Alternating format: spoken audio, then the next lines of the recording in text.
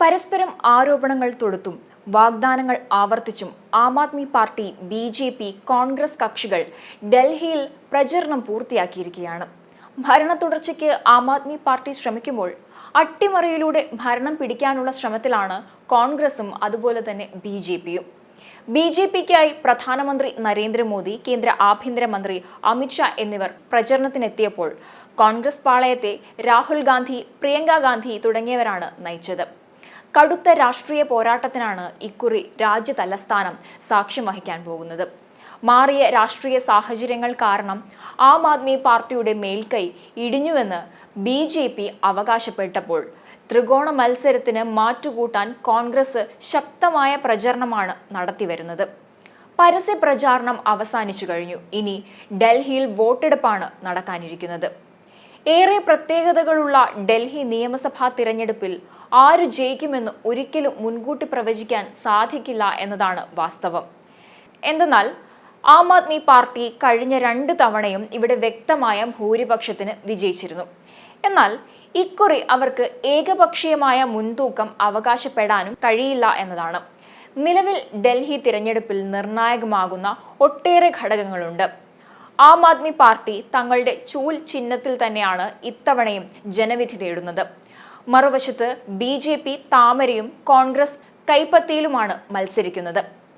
തിരഞ്ഞെടുപ്പിന് മുന്നോടിയായി 8 MLA-മാർ പാർട്ടി വിട്ട് ബി.ജെ.പിയിലേക്ക് ചേക്കേറിയത് ആം ആദ്മി പാർട്ടിക്ക് തിരിച്ചടിയാണ്. എന്നാൽ ഡൽഹിയിൽ ഇക്കുറി വോട്ടെടുപ്പിന് സ്വാധീനിക്കാൻ സാധ്യതയുള്ള 5 പ്രധാന ഘടകങ്ങൾ എന്തൊക്കെയെന്ന് നോക്കാം.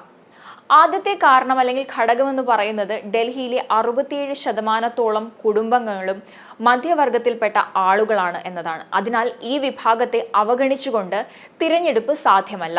എന്നാൽ ഇത്തവണ ബജറ്റിൽ നികുതി ഇളവടക്കം നല്ല പ്രഖ്യാപനങ്ങൾ അവർക്കായി ബി.ജെ.പി നടത്തിയിട്ടുണ്ട്. മാത്രമല്ല ആം ആദ്മി പാർട്ടി നേതാക്കൾക്കെതിരായി നിരന്തരം ഉയരുന്ന അഴിമതി ആരോപണങ്ങളും മധ്യവർഗത്തെ സ്വാധീനിക്കുന്നതാണ്. അടുത്ത ഘടകം എന്ന് പറയുന്നത് മുസ്ലിമുകളും ദളിതരുമാണ്. ഡൽഹിയിലെ ജനസംഖ്യയുടെ 12.68% മുസ്ലിങ്ങളാണെങ്കിൽ ദളിതർ 16.92%. അവരുടെ വോട്ടുകളും തിരഞ്ഞെടുപ്പിൽ നിർണായകമാണ്. കഴിഞ്ഞ കുറേ വർഷങ്ങളായി ആം ആദ്മി പാർട്ടിക്ക് അനുകൂലമായാണ് ദളിത് വോട്ടുകൾ ഏറിയ പങ്കും പെട്ടിയിൽ വീഴുന്നത്. എന്നാൽ ഇത്തവണ അതിനെ വിഭജിക്കാൻ ബി.ജെ.പി ആവുന്ന ശ്രമങ്ങളൊക്കെ നടത്തിയിട്ടുണ്ട്. അത് അത്ര കണ്ട് വിജയിക്കുന്നു എന്നതാണ് പ്രധാനം. കോൺഗ്രസ് വോട്ടുകൾ ആം ആദ്മിക്ക് ഒപ്പം ഉറച്ചു നിൽക്കാനാണ് സാധ്യതയും. അടുത്തത് സൗജന്യ വാഗ്ദാനങ്ങളാണ്. കാരണം ആം ആദ്മിയും ബി.ജെ.പിയും വോട്ടർമാരെ ആകർഷിക്കാനുള്ള വാഗ്ദാനങ്ങളുമായി ഇത്തവണ രംഗത്ത് വന്നിരുന്നു. സൗജന്യ വൈദ്യുതി, വെള്ളം, പണം കൈമാറ്റം എന്നിവ ഉൾപ്പെടെയാണ് ആം ആദ്മി പാർട്ടി ലക്ഷ്യമിട്ടത്. എന്നാൽ ബി.ജെ.പി ആവട്ടെ ഒരു പടി കൂടി കടന്ന് ഇത്തരം വാഗ്ദാനങ്ങൾ പ്രകടന പത്രികയിൽ പറയുകയും ബജറ്റിലൂടെ പ്രാവർത്തികമാക്കുകയും ചെയ്തു. അടുത്തത് സ്ത്രീകളാണ്. ഇന്ത്യയിലെ ജനസംഖ്യയുടെ 48% വരുന്നത് സ്ത്രീകളാണ്. അവരുടെ തിരഞ്ഞെടുപ്പ് സ്വാധീനം കൂടുതൽ പ്രകടമായിക്കൊണ്ടിരിക്കുന്ന സമയവുമാണ് ഇത്. ദേശീയ തലസ്ഥാനത്ത് 71.7 ലക്ഷത്തിലധികം സ്ത്രീ വോട്ടർമാരാണ് ഉള്ളത്. അവരെ ഒരു കാരണവശാലും മാറ്റി നിർത്താൻ കഴിയില്ല.